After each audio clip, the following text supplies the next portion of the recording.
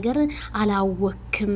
ሰበር ዜና። ሰላም ጤና ይስጥልን አርማይ ተመልካቾቻችን፣ ዜናችን ጀምሯል። ላይክ ሸር ሰብስክራይብ ያላችሁበት ሰላማችሁ ይብዛ እላለሁኝ። እንግዲህ አቶ ዴቭ ዛሬም እንግዲህ ምላሹን ሰጥቷል ማለት ነው።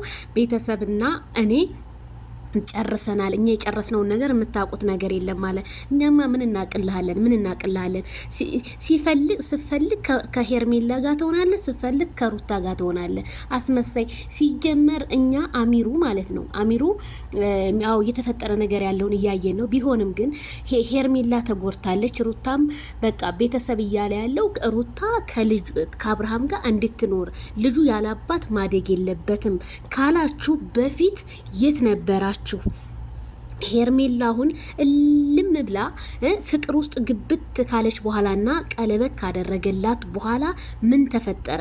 እሺ የዛን ጊዜ ሄርሜል ሩታም አብርሽም አንፈላለግም ተብለው ቀለበቱን አውልቀው በቃ ፊርማቸውን ቀደዋል ካልክ ታዲያ አሁን ለምን ሊመለሱ ቻሉ? አብርሃምና ሩታ ብቻ ናቸው እንዴ ትዳራቸውን ለመጀመሪያ ጊዜ በኢትዮጵያ ምድር ውስጥ የፈቱትና እሱም ሌላ እሷም ሌላ የሚይዙት? በጣም ትገርማለህ ዴቭ ግን ማለት ነው። አንተ እውነት ሀቅ ነገር ቢኖር ሄርሜላ ያደረገችውን ነገር በአደባባይ በመጀመሪያ ፈርስተፎል ትመሰክር ነበረ። የዛን ጊዜ ግን እያስመሰልክ እየሰራህ የነበረው አንዴ ከሩታ አንዴ ከዛች እያልክ ነበረ። ዛሬ ደግሞ ቤተሰብ እኛ ጨርስርስ አድርገናል። እንኳንም ጨረሳችሁ። ለእናንተ የዘነበ ለሄርሜላ ደግሞ ያካፋል። ችግር የለውም። ለአንድ ሳምንት ነው ብታለስ ብታዝን፣ ከዛ በኋላ ሌላ ወንድ ታገባለች። ሌላ ለሱ ያለው ይመጣል እንዴ። ፍቅር ማንገሎ ታውቃለህ? አስጨንቆ እንጂ በጣም ነው የሚገርመው። ቤተሰብዬ የዲቫ አነጋገር ምንም አልተመቸኝም። ለምን ብትሉ ሩታ ጋር በቃ የተነጋገሩት ንግግር አብርሽ ሩታ ጋር እንዲመለስ ነው ፋሚሊው እያደረገ ያለው።